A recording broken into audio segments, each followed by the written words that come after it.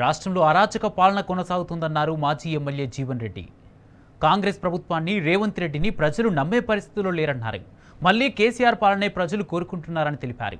BRS రజతోత్సవ సభను విజయవంతం చేసేందుకు పార్టీ శ్రేణులు, యువకులు, ప్రజలు పెద్ద ఎత్తున తరలి రావాలని పిలుపునిచ్చారు. వరంగల్ సభకు గులాబీ శ్రేణులంతా సమాయత్తమైపోయారు. గల్లీ గల్లీకి ఎక్కడ చూసినా కానీ ఇలా కేసీఆర్ యొక్క స్పీచ్ కోసం ప్రజలంతా వెయిట్ చేస్తూ ఉన్నారు. ఈ రజోత్సవం మన ఇంటి పర్వదినోత్సవంగా మారబోతుందని చెప్పి మేము ఆశిస్తూ ఉన్నాం. రాష్ట్ర వ్యాప్తంగా ఎటు చూసినా కానీ గులాబీమయం అయిపోతూ ఉంది. ప్రజలలో ప్రతి ఒక్కరూ తండోపతండాలుగా తరలిపోదామని చెప్పి సిద్ధమైపోతూ ఉన్నారు. మరి రేపు ఆర్మూర్ నుంచి, నిజామాబాద్ జిల్లా నుంచి వరంగల్ దాకా గులాబీమయం కాబోతా ఉందని చెప్పి ఈ సందర్భంగా నేను తెలియజేస్తా ఉన్నా. ఏ ఊరికి వెళ్ళినా, ఏ గల్లీకి వెళ్ళినా Revanth go back, KCR come back, రావాలి కేసీఆర్, కావాలి కేసీఆర్, గెలవాలి కేసీఆర్ అంటున్నారు.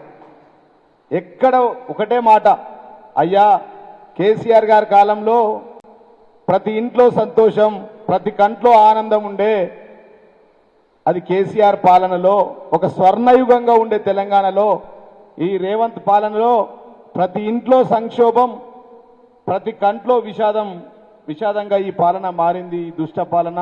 కాబట్టి ఇందూరు ప్రజల పంతం రేపు రానున్న రోజుల్లో కాంగ్రెస్, బీజేపీ పార్టీల అంతం కావాలని చెప్పి రేపు వరంగల్ సభకంతా సిద్ధమవుతూ ఉన్నారు.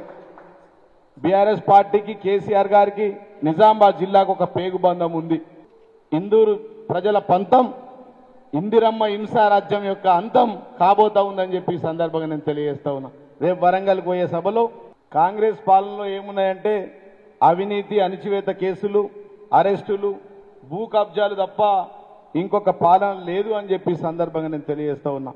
బోధన్ నియోజకవర్గం నుంచి, అదేవిధంగా నిజామాబాద్ అర్బన్ నుంచి, నిజామాబాద్ రూరల్ నుంచి, అదేవిధంగా ఆర్మూర్ నియోజకవర్గం నుంచి, కామారెడ్డి, బాన్స్వాడ, బాల్కొండ నియోజకవర్గాల నుంచి పెద్ద ఎత్తున జనం తరలిపోబోతా ఉన్నాం. 27వ తారీఖు నాడు ఉదయమే గులాబీ జెండా గద్దెలకు కలరు బ్రహ్మాండంగా వేసుకున్నాం. ఊర్లలో ప్రతి ఒక్కరు తయారైపోయారు.